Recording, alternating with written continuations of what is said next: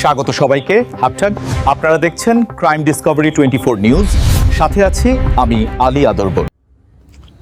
পদ্মা নদীতে শতাধিক ড্রেজার বসিয়ে অবৈধভাবে বালু উত্তোলনের অভিযোগ উঠেছে শরীয়তপুর 2 আসনের সাবেক সংসদ সদস্য শফিকুল রহমান কিরণের বিরুদ্ধে।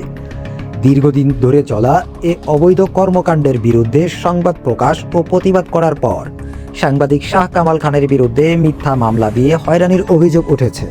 ঘটনাটি নিয়ে সাংবাদিক মহল সহ সর্বস্তরে ব্যাপক আলোচনা শুরু হয়েছে।